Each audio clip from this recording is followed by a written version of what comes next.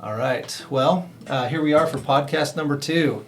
And this is Ryan Spelts, and this is my podcast series called Startup Stories. And I've actually brought my son in because it's always nice to practice with a friendly face. But we are going to talk about his company. We own it actually together. It's a Roofmaxx Dealership. And but we're going to get his story and his side of things. And it'll be a good chance for me to practice my podcasting skills. So anyway, well, go ahead and introduce yourself and start from that. Okay. Yeah.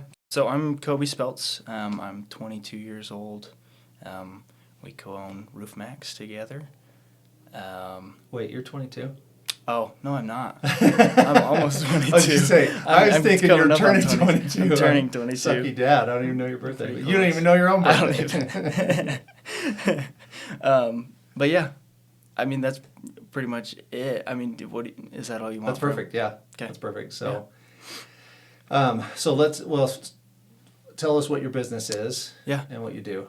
So Roofmaxx is a roof rejuvenation treatment that we apply to asphalt shingle roofs. It's basically just an alternative to roof replacement. So when a roof starts getting old, kind of in that 10 to 15 year range, the asphalt and the shingles get super brittle. So we apply an oil. It's a bio oil, and it soaks into the asphalt, and it just rejuvenates it, makes it flexible again, basically makes it act like it's brand new asphalt again. So they act more like new shingles, and then we give a 5-year warranty. And we're usually right around 20-25% of the total cost of roof replacement. So it saves people thousands of dollars, Okay. Which is awesome. So Cool. So what would you say your USP is? One statement that is your unique selling proposition? Just that we can extend the life of the roof that you already have. Because I don't think there's any other companies out there. There might be some copycats that are starting up, but this is pretty new technology. So for the most part, people just think you need to replace the roof once it gets to a certain point, and there's nothing you can do to make it last longer. So Cool. And so how much longer does it last? So it depends on when you catch the roof, but if you catch it early enough, like I said, in that 10 to 15 year range, you can do it up to 3 times spread out every 5 years. So you can get anywhere from 5 to 15 years of extra life on the same shingles. Cool. Okay, so I know this story, but nobody else does. So Yeah. Go ahead and tell everybody how you learned about it, how you decided that this is what you want to do. Sure. So at the time, you actually brought it to me, but I was out in Florida selling pest control door to door, and I was kind of getting towards the end of the summer. I was having a good time out there, but it's definitely a rough job. I was getting kind of burnt out, and I was getting ready to come home, and you called me one day, and you were like, "Hey, I saw this ad on TikTok for this company called Roofmaxx, and they do this rejuvenation treatment." And you were curious about it just because the roof on our house is, kind of getting towards that age where it's getting old, and it's one of those weird roofs where it's got a bunch of different pitches and stuff, and so it'd be pretty expensive to replace. And so you actually called them, and you were like, "Hey, what is this? I want to get an estimate or whatever. How much does this usually cost?" And they didn't have anyone in our area, and so you kind of thought about it, and you were like, "Well, how much does a dealership cost?" And then you called me about it, and because I, had some sales training, you thought, maybe this would be something I think you actually wanted me to come back home. I think you guys were missing me in Florida. But That's true. But yeah, and so we started talking to their sales team, and I really liked the idea. I thought it was something, that I could definitely sell. It's not exactly the same thing as pest control, but something that I could use those same skills and bring over to this. And I thought it'd be kind of an easy transition for me. And then at the same time, I was thinking about it, while I was out selling pest control, and I was doing the math in my head. I'm like, I'm making these guys so much freaking money. And so I, kind of thought it'd be a good idea to start something for myself, so I'm not making this other company hundreds of thousands of dollars and only taking a little chunk of it, Yeah. So that was something that was kind of appealing to me, but yeah. Cool. And just so everybody knows, we're 50-50 partners. I upfronted the money, but Koby runs everything, and so he's putting sweat equity in to earn his share, and it's been a great partnership. I don't have time to, do Roof Maxx every day. I help Koby quite often, when he needs help on a roof or whatever, and I help with all the marketing. But most of the time, it's him out working, talking to people, making deals, making sales, networking, getting to know people in the community. It's been really good. So how did you do? You've just finished your first year. How did that end up? Yeah, we did really good. We did almost $200,000 in sales. It went really good. We did right around, I want to say like 85 jobs, right, somewhere in that range. And it was awesome. Definitely a lot of ups and downs that I wasn't, ready for. There were a lot of slow times, and then, right at the end of the year, we were jam packed with work. I couldn't stop. I was busy all day, every day. Yep. So that was interesting to not constantly have work, but I loved it. I love the hands-on of being up on a roof, and we live in northern Utah, so you get a view while you're working, which is kind of cool. That is nice. But yeah, it went really good. So yeah, July was a little sketchy. it was. There were some slow periods in there where I was questioning my decisions. Yeah, that was a little rough. I was too. I was like, it's a lot of money sitting, not doing anything. Yeah. So, okay, cool. So, talk to me about maybe go into your emotions a little bit through the whole process at the very beginning. What were you excited about? What were you nervous about? What's turned out to be true? What's turned out to be maybe made up in your head? All that stuff. Yeah. So I'd say like at first, so we started at kind of a weird time, I think. Because we started in October it was 2021. Yeah. And that's right around when it starts getting cold here. And so it was interesting because we were able to squeeze in a couple jobs. So I kind of got like a feel for what I would be doing the next summer. But I was pretty nervous. I think there was a lot that kind of freaked me out, and I think I got like a lot of imposter syndrome at first. I was like, I'd say I own a business, but like it doesn't really feel like it because it's winter time now, and I'm not doing anything, other than networking and talking to people. And but I don't know. I think I was just ready to start working. And I think it was honestly like a good thing. Like it felt weird that we started in the fall and then had this big period where we couldn't spring any jobs. We got a few in, on the warm days in the winter, but for the most part, all I did was a little bit of networking here and there, talking to realtors and stuff. And I had only sprayed I think we did 8 jobs maybe before that winter. 6, somewhere around there. It wasn't many. And so I didn't really feel like I knew what I was doing yet. I hadn't done a whole lot of sales yet or anything like that. I don't know how many leads we had that month or whatever that we sprayed, but so I was kind of nervous to see what would happen come springtime, and then we got super busy when spring hit, and that was good. But overall, I don't know. I feel like I haven't necessarily I don't know if I had an expectation of what it would feel like necessarily, other than how stressful it gets when there's no jobs. Yeah. It's kind of freaky. Other than that, So how's the imposter syndrome feeling? A little bit better now that I can say we've been doing this for over a year, and I know I can do it. I know I can sell the work, and then I know I can, and I've established quite a few relationships. I'm a part of a B&I group, and so that helps a lot as, surrounding myself with other business owners and talking to those people, and they've helped a ton, so I feel like it's still there a little bit. Yeah. I don't know. Just because I'm young, I don't know, don't have a whole lot of experience, and I say I'm a business owner, which I am, but sometimes it doesn't really feel like that. I just feel like a kid working on somebody's roof, Mm-hmm. But I feel like that's eased up quite a bit. Cool. So. Yeah, I remember when you first went to your B&I group, you were like, it's a bunch of old people. They're all people my age, and so, but that group's been awesome to you. They've been great. Embraced you and pulled you in, and yeah, it's been really good. Yeah, they've been awesome. So talk to me about marketing. What's worked? What's been challenging? What do you I know I work on that stuff a lot, but from Sure. your standpoint, what's been good?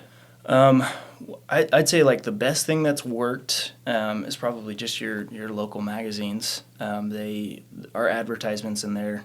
You have a lot of readers that read every single page, and so they come across our advertisements every month, and I feel like those people that call in, there's a little bit more credibility because they've been reading this magazine for years, and so those people when they call in, typically they're right around the right age. It seems like they kind of get the roof. They kind of get the point. I don't typically get people where I can get up on the roof and say, oh, you need to replace this. A lot of times they understand, when too far gone is when that is.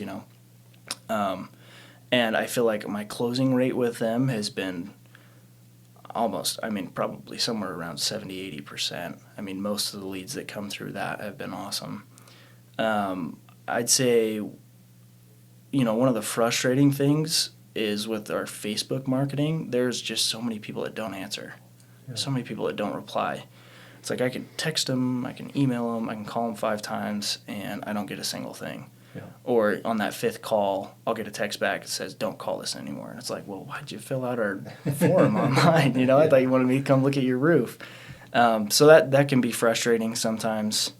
I actually find that to be true with a lot of Facebook stuff. Really? People say that. Yeah, it's just I think it's too easy to fill out the form because a lot of times the information's already in. Yeah. And so they just see it, they're like, oh, that's interesting. Oh, yeah, click, submit, but then they weren't fully, there wasn't a thought process. When someone picks up the phone to call you, that's a much bigger commitment in their mind to do that. And a lot of times that's what happens with the people that are reading the magazine is instead of, going onto the website, they'll just call the number on the page. And so I'll get a phone call. They're like, oh, I live in North Ogden or whatever. And then I can just put them in to our system and then, go to the estimate for them. So, cool. And that's a lot better. I like it when they call me because then I don't have to try and reach out to them and figure out if they like texting or calling or emailing or whatever it may be, So talk to me about the hardest thing you've dealt with and the best thing.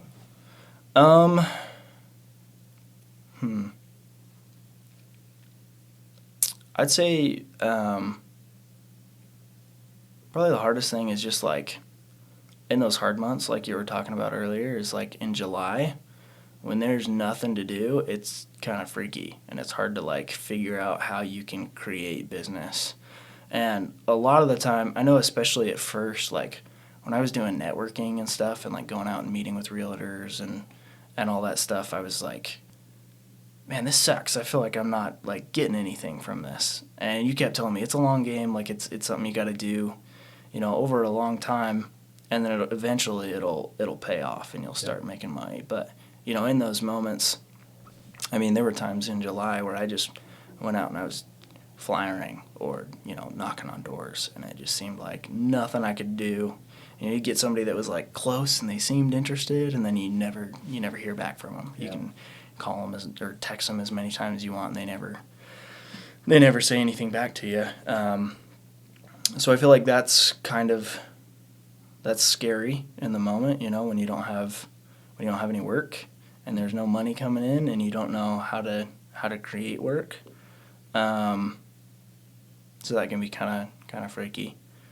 And then the easiest thing or best thing, favorite thing I honestly really enjoy the work, like the actual spraying of the roofs and doing all the repairs and stuff. I love that. And I think that was one of the things that kind of drew me towards Roofmaxx is when I was doing door-to-door sales, it's super repetitive. I mean, you walk up to the door, say the exact same thing 150 times a day, and you're just looking for a couple yeses, and that wasn't bad, but after 6 months of doing it straight, it gets pretty old and emotionally draining. Yep. And before that, I actually worked in HVAC, so I was installing heating and cooling systems in houses and big warehouses and stuff, and I loved the hands-on part of that, but it was brutal work and it was super hard on my body.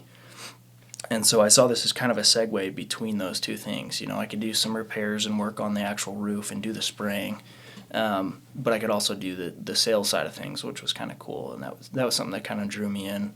And so yeah, I love the actual spraying of the roof. It's like this, you know, white oil that goes on there, and when you lay it on, it's super satisfying. It's like you just kind of do it in layers. It's super fun. So. Yeah, I talked about the videos that we had, the professional ones that Roofmaxx provided. They have a professional like testimonial reel, and then they have another one that's, you know, animated but very high level. You know, very very well done. And when we're at home shows, the one that produces the best results is the one of him spraying and me being a drunk drone driver because I can't drive drones. I didn't grow up in video game generation, so I stink at multiple things. And so anyway, we get a few good clips, and we just cut out all my, you know, wanderings with the drone off into the trees and it's just like a 10-minute video of a bunch of different roofs showing you spraying, and people, it stops people. Yeah, they just stop and they watch it. That's kind of cool. Cool. Okay, so talk about this year. What are your plans and goals? Obviously, you're dormant right now. There's snow on most of the roofs, and it's too cold to spray. So, what are your plans? Hopefully, you know, come springtime, we can hit the ground running. I'm really hoping, you know, especially once it starts warming up a little bit, maybe I'll go out and do some flyering, do some networking just to prepare for spring, because I really want to get some momentum into the springtime so that we can, you know, carry that into the middle of the summer, because last year during July it was pretty rough. You know, we had and the thing was, it was interesting because it wasn't that we weren't getting leads. Like, we were getting leads. Like, I remember one week I did 15 estimates and I didn't sell a single one of them. And I called our mentor, his name's Pete, he lives up in Washington. They've been doing this for four years. I think they're going on their 5th year now. And so I called him. I'm like, dude, do I just suck or something? Like, what's going on? Like, why can't I sell anyone? Like, I did 15 estimates and I haven't sold a single one of them. I think I ended up selling one, but it was like the next week they called me back. And so I was feeling down and I was like, man, this really sucks. And he's like, that's just kind of how the middle of the summer goes. He's like, I've done like 30 this week and we've only sold like 2 or 3 of them. So I think that's just kind of part of middle of the summer. You know, everybody's wanting to go on vacations and stuff. But I'm hoping that, you know, we can kind of, you know, if we need to, like maybe stagger out some jobs throughout the month, so we can kind of, you know, just keep feeding our bank account, so we have some cash flow that's, you know, somewhat steady. But I'd like to try and carry some of that momentum through the summer, so we don't have a bunch of big, you know, blank areas, and then, you know, around fall time, we'll be super busy. I mean, this year I couldn't do it. You know, it's crazy. Yeah, everybody wanted. I was closing, you know, probably 60-70% of the estimates, and that I was doing, and we were getting quite a few leads. So, but hopefully this summer we can double. That's kind of my goal, and it depends on how much I can, you know, handle, how much work I can do. But maybe by the end of the year, or, you know, midway through the summer, we can hire like a part-time technician or something, somebody to kind of help me with the work, because especially on those big roofs, it's a lot of work. Yeah. So. Yep. You need someone to manage the hose so you don't trip on it and fall off the roof or something. Yeah. Or knock down like a statue or something in their garden. Yeah. It gets caught on stuff all the time. Yeah. Well, so tell everybody what you drive when you're doing these jobs.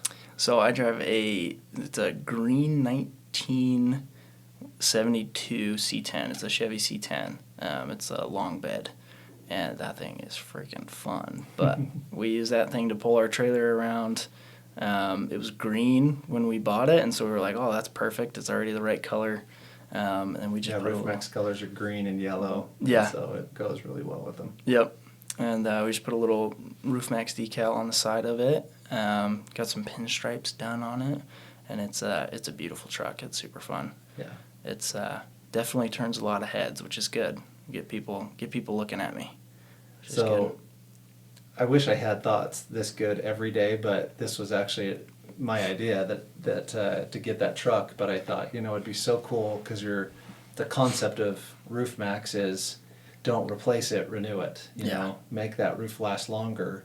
And so I was like, what if we had a restored Chevy pickup truck to drive around in and do marketing and all that stuff? And the timing was actually good because trucks skyrocketed right when we were trying to get started in the business. And I was like, holy cow, they're so expensive. So we were able to hold off. I think we'll buy a truck this year, but it was crazy to, to see that. But such a good idea, and it grabs people's attention. We've done a couple of home shows with it. And people have seen it in the parking lot. We had one where they actually let us pull it in the building, and it got a ton of attention. Just people stopping, whoa, beautiful truck. My grandpa used to have one of these. Yeah. And, it's pretty fun. So and that thing's powerful. It pulls that trailer, no problem. For sure. And it's been a powerful sales tool too. When I pull up to an estimate, a lot of people don't like salesmen, and so I show up and I'm all enthusiastic, like, hey, how's it going? And they see right through it. They're like, oh, here comes another sales pitch, And I'll start talking to them, and I can tell they're just kind of like, they're kind of reserved. They don't want to talk to me. They're just like, just get on the roof and tell me how much it's going to cost, And then they'll see around the corner, they'll see the green truck, and they're like, oh, what is that thing? I'm like, oh, yeah, that's my truck. And then they open up, and they're like, oh, that thing's so cool. And we start talking about it. Their dad drove one, or their uncle had one, or, maybe they have one in their I've had people with one in their garage, and so we talk about that for an hour, and then I'm like, oh crap, I should probably hop up on your roof, but so it's been a good sales tool. It kind of helps as like an icebreaker. It kind of breaks that barrier down, so people are more willing to talk to me. So we actually had one that we did together that Koby was busy or out of town or something, and so I got the lead, and so I went out to, I can't remember if they were in Brigham but it was up in Box Elder County, up north from here, kind of a rural area, and they have a farm, and a cool couple, older couple that their kids are gone, but they're still operating their farm. And so anyway, I pull up in just my regular car, and I do the estimate, and they say, yeah, I think this would be a good idea, let's do it. And so, okay, great. So I scheduled it, and then Koby and I showed up, and we show up in the green machine, and the guy comes over, he was out in the fields or whatever, and he drives over, and he's like, my wife texted me and says, I think you're going to have something in common with these guys, and she sent him a picture of our truck. He comes over, he's like, I got to show you something. So we walk into this kind of, it looked like a farmhouse or a farm, barn type thing, but it was a garage, and you walk in there, and he is in the process of restoring this just perfect 72 that was just so gorgeous. We were just drooling over the thing. It was just incredible shape. He'd put so much into this thing, and in customization, and he had actually had cutouts made, wood cutouts out of cherry wood that he put on the dash over all the dials and things like that. Oh man, that truck was just so, he's got it perfect. Yeah. Ours is beautiful, his is perfect. For sure. That's been fun. Yeah, his was sweet. That was pretty fun. Cool. Well, from a dad standpoint, it's been really fun to watch you. I've never been the micromanager type. If anybody's watching this has worked for me, they know I don't spend a lot of time, up in your grill. I'll spend conversation with you and help you get on the right track if you're off. But it's been really fun to watch you because you really dove in and you took it on. And I knew you were 20 and 21, and it was, a little bit intimidating to go to a B&I group where average age is probably 40, and you go to a realtor's office that's been in business for more than you've been alive, and things like that. But I've been really proud. You've gotten in there, you've learned how to sell, and that's a super important skill that a lot of people miss out on. Selling with integrity has always been a value of mine. Is never tell a lie, never treat somebody the way you wouldn't treat your mom or your grandma. And you've done that, which has been really awesome. And I think as you continue to grow, one of the things I'm looking forward to is you establishing a reputation in the community for being someone who, is not only honest and has integrity in your selling, but someone who's always willing to help other businesses, who's always willing to be there and be a support. That's why networking is so powerful, because you learn that it's about a business community. It's about more people than yourself. But you've done a great job. Just under $200,000 your first year, which is awesome. And your second full year is started, but there's snow everywhere, so it hasn't really started yet. It's coming up. And we were just having our numbers discussion, our annual number discussion today. So excited to see where that'll go, and excited to see where it takes us. It'll be fun. Yeah. So Well, I think that's it, unless there's anything else you want to add in. I don't think so. Yeah. Cool. Well, thanks for being on my podcast. Yeah. Thanks for having me as your first guest. Yeah. Yep, for sure. Okay.